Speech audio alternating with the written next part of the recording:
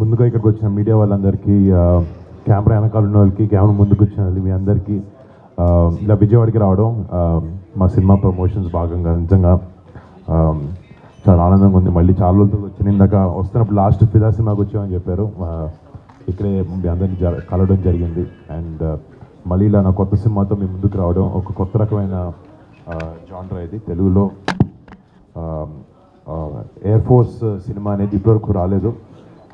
So మొదటిసారిగా ఒక కొత్త ఎక్స్పీరియన్స్ని జనాలకి ఇవ్వాలన్న ఉద్దేశంతో ఈ సినిమాని చేయడం జరిగింది. అండ్ అంటే దేశభక్తి అనేది అది విజయవాడ అయినా, ఆంధ్ర అయినా, తెలంగాణ అయినా, మహారాష్ట్ర అయినా, పంజాబ్ అయినా, ఇండియా మొత్తం మన ప్రతి ఒక్క భారతీయుడికి లోపల దేశభక్తి అనేది చాలా ఉంటుంది. అలాంటి దేశభక్తి నేపథ్యంలో తెరకెక్కించిన సినిమా ఈ ఆపరేషన్ వ్యాలంటైన్.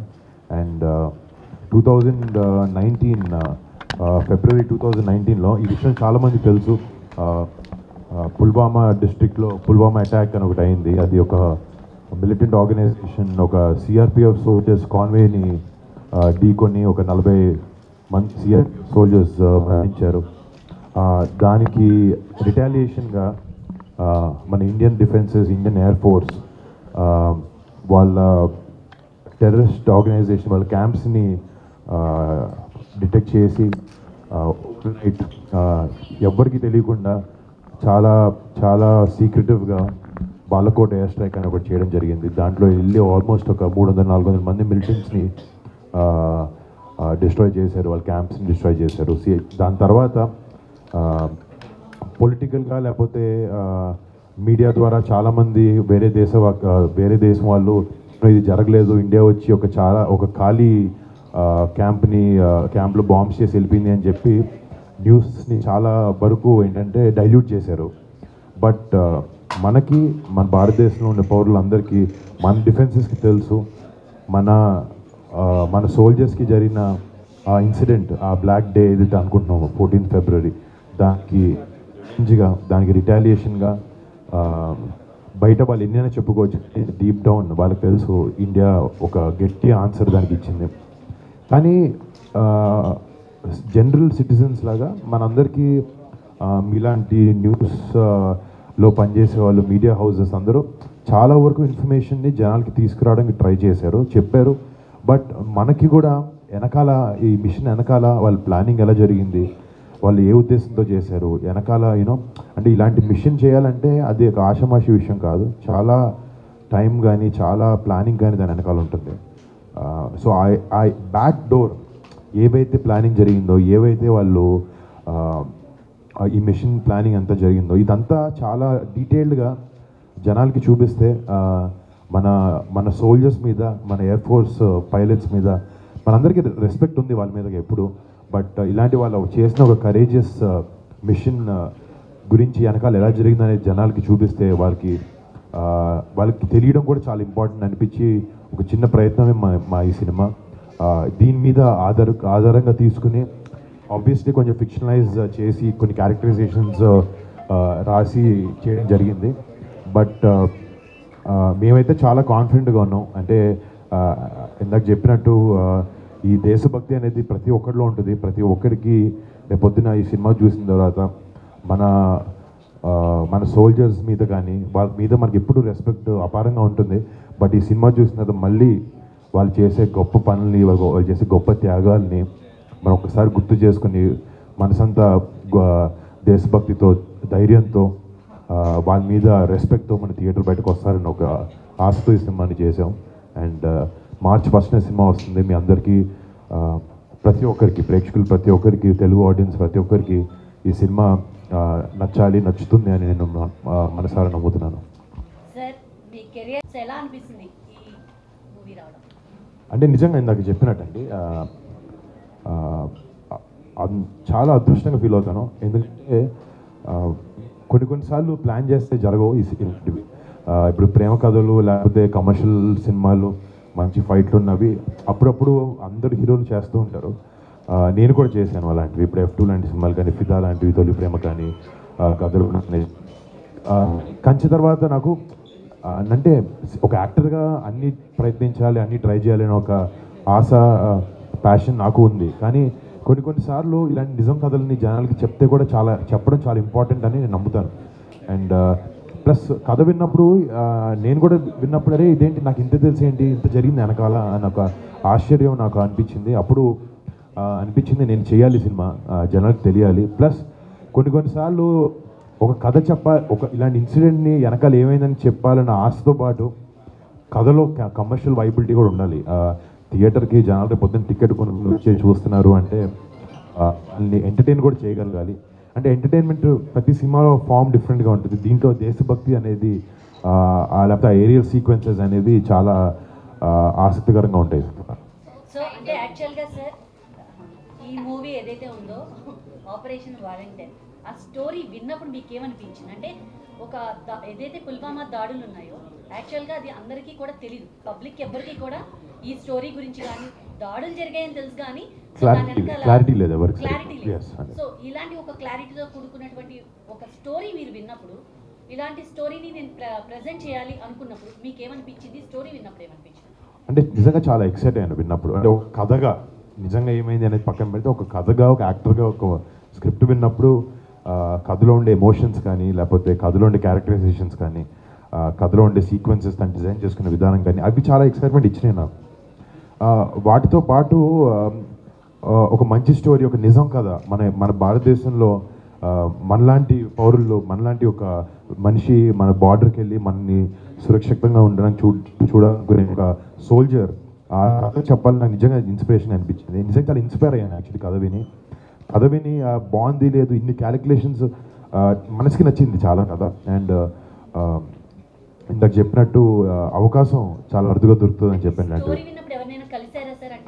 ఈ క్యారెక్టర్ చేయడానికి అక్కడ జరిగినటువంటి ఇన్సిడెంట్స్ కానీ వాటి గురించి తెలుసుకునే ప్రయత్నం కానీ సో పర్సనల్ గా కూడా చేశారు అంటే మేము ఫస్ట్ నుంచి ఒక ఇలాంటి సినిమా పర్టిక్యులర్గా మన ఆర్మ్డ్ ఫోర్సెస్ మీద మన ఎయిర్ ఫోర్స్ అని ఆర్మీ కానీ బిఎస్ఎఫ్ లేకపోతే మన నేవీ వాళ్ళు మనందరికన్నా ఎంతో ఎంతో గొప్ప వ్యక్తులు వాళ్ళందరూ. లేకపోతే మనందరం ఎంత కాదనుకున్న మన పని మన ఫ్రెండ్స్ మన ఫ్యామిలీ చూసుకుంటాం.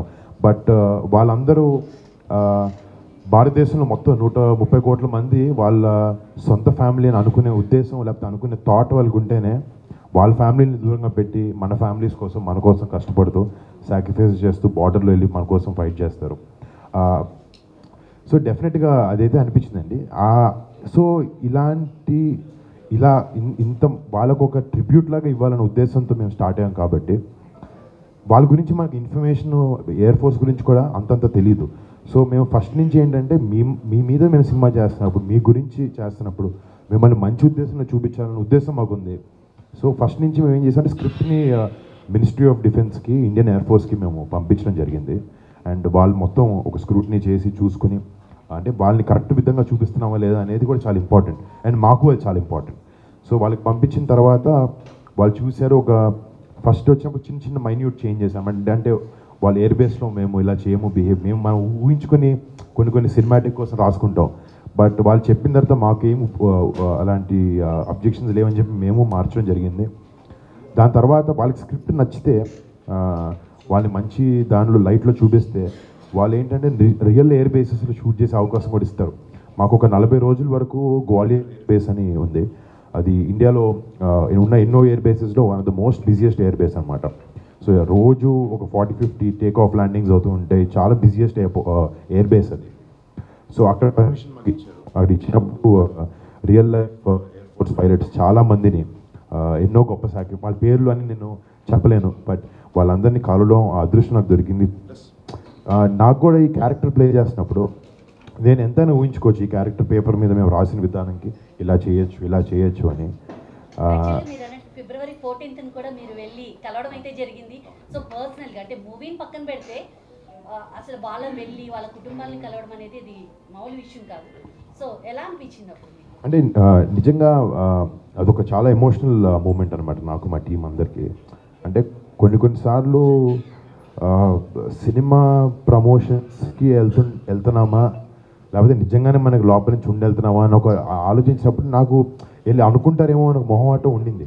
సినిమా కోసం వెళ్తున్నాం కాబట్టి. కానీ వాళ్ళని గొప్ప లైట్లో చూపించాలి, వాళ్ళ సాక్రిఫైజెస్ని చూపించాలన్నప్పుడు వాళ్ళ దగ్గరికి వెళ్ళి నివాళులు అర్పించుకోవడంలో నాకు మనసు లోపల నుంచి తప్పని అనిపించలేదు. అండ్ ఇలాంటి సినిమా తీసినందుకు నాకు చాలా గర్వంగా కూడా అనిపించింది మన రియల్ హీరోస్ మీద సినిమాలు చేసినప్పుడు. అండ్ డెఫినెట్గా ఆ కుటుంబ సభ్యులను కలిసినప్పుడు కానీ ఇది ఒక రకమైన నిజంగా ఒక ఎమోషనల్ మూమెంట్ నాకు మా టీం అందరికీ అక్కడ. టైటిల్ గురించి చెప్పండి. Operation Valentine. ఆపరేషన్ అసలు డిఫరెంట్ అన్నమాట. సో ప్రేమ అనేది వచ్చింది ఈ ఆపరేషన్ లో. సో ఎలా ఉండబోతుంది? అండ్ శక్తి గారు ఇంతకుముందు పలాస చేశారు. సో డిఫరెంట్ యాంగిల్ తో వస్తున్నారు. మీరు అడగండి, ఒక్కొక్కటి అడగండి అంటే మర్చిపోతాను అని కూడా.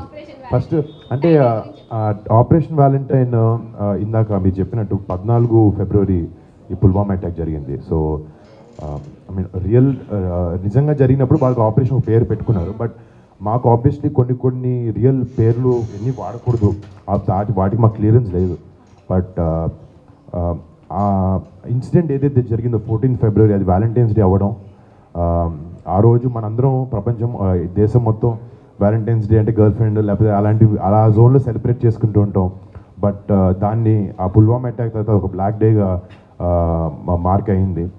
సో దానికి రిటాలియేషన్ ఇండియా ఏదైతే ఇచ్చిందో అది 12 రోజుల్లో 1 వీక్ 10 డేస్ గ్యాప్లో.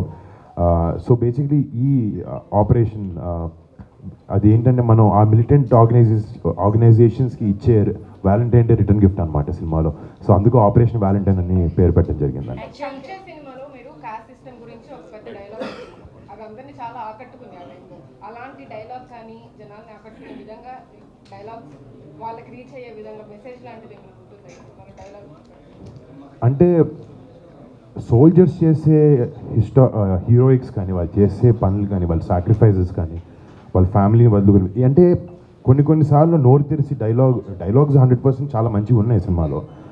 బట్ నేను అంటున్నాను ఇలాంటి స్టోరీలు చేసినప్పుడు ఇలాంటి స్టోరీలో వాళ్ళు చేసే ప్రతిదీ ఇన్స్పిరేషన్గా ఉంటుంది. ప్రతి దాంతో చాలా కన్వే చేయాలనుకుంటాం. వాళ్ళు ఎలా బిహేవ్ చేస్తారు, ఇందాక చెప్పినట్టు వాళ్ళ ఫ్యామిలీస్ని పక్కన పెట్టి మన ఫ్యామిలీస్ కోసం ఫైట్ చేస్తుంటారు. వీటన్నిటి నుంచి మనం ఎంతో నేర్చుకోవచ్చు. నేను కలిసినప్పుడు వాళ్ళ స్టోరీస్ విన్నప్పుడు చాలా ఇన్స్పైర్ అయ్యాను అలాంటి విధంగా. అండ్ సినిమా చూసినప్పుడు కూడా రేపు పొద్దున అంటే మా జనరేషన్ కాదు, ఇంకా చిన్నపిల్లలు ఇంకా యంగ్స్టర్స్ ఉన్నారు, వాళ్ళందరికీ యూనో అలాంటి కరేజియస్ టేల్స్ చూసినప్పుడు లైఫ్లో ఏదైనా అకంప్లిష్ చేయొచ్చు అని ఒక కాన్ఫిడెన్స్ వస్తుంది అని అనుకుంటున్నాం. ఐ థింక్ సినిమా ద్వారా ఆబ్వియస్లీ సోల్జర్స్ వాళ్ళ లైఫ్ స్టైల్ వాళ్ళ లైఫ్ స్టోరీస్ చూపించాలని ఉద్దేశం ఉన్నా కూడా ఇలాంటి కరేజియస్ టేల్స్ చూపించినప్పుడు యంగర్ జనరేషన్స్కి కొన్నిసార్లు ఇలాంటి సినిమాలు కూడా చాలా ఇంపార్టెంట్ అనిపిస్తుంది నాకు. సో పవన్ కళ్యాణ్ గారితో మీ కాంబినేషన్ ఆడియన్స్ ఎదురు చూస్తున్నారు. అంటే సాయి తరుణ్ తేజ్ ఆల్రెడీ చేశారు. సో మీ కాంబినేషన్ వస్తే బాగుంటుందని మీ ఫ్యాన్స్ అటు పవన్ కళ్యాణ్ ఫ్యాన్స్ ఎదురు చూస్తున్నారు. వాళ్ళకి ఎప్పుడైనా న్యూస్ చెప్పబోతున్నారా? అంటే ఏది లేదండి. బట్ నాకు కూడా చాలా ఇంట్రెస్ట్ ఉంది ఆ విషయం చేయాలని.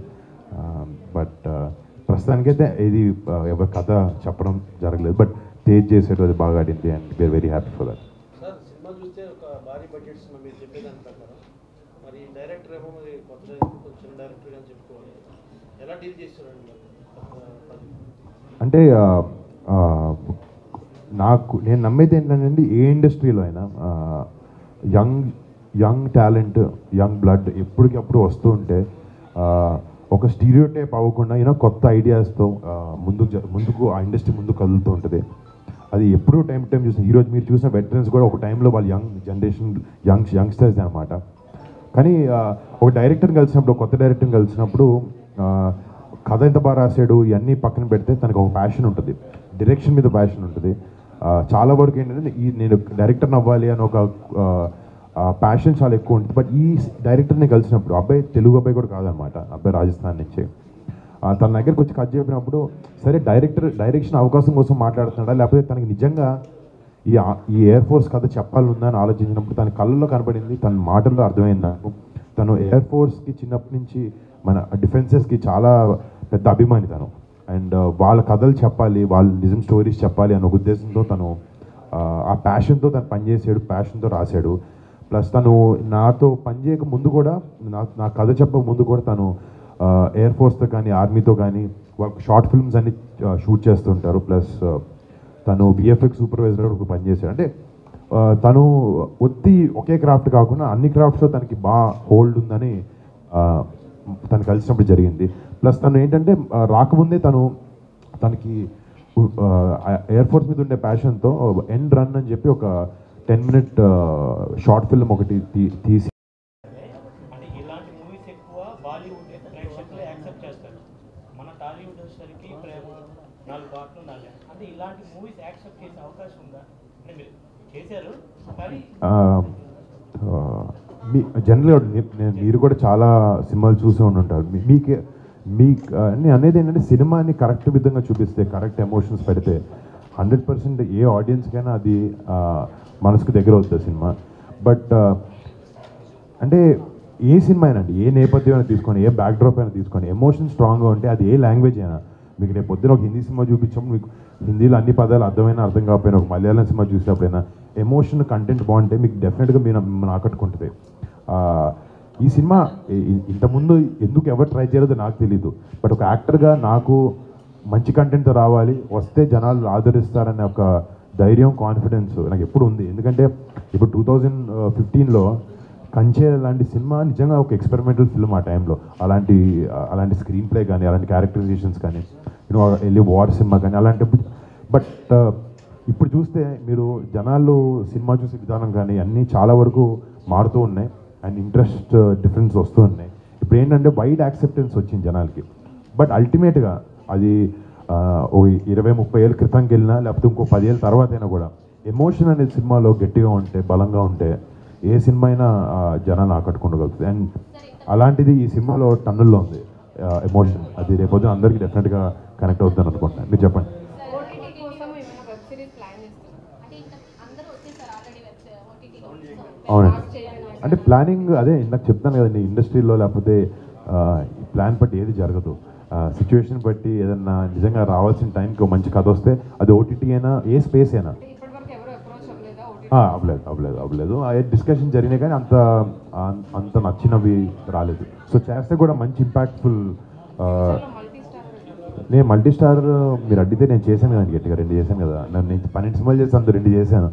బట్ అదే ఎగ్జాక్ట్లీ ఇప్పుడు మల్టీ స్టారర్స్కైనా, ఓటీటీస్కైనా మీరు ఇందాక ఎవరైనా పర్టికులర్ యాక్టర్తో సినిమా, బాబాయ్ గారితో అన్నారు, లావణ్య గారితో.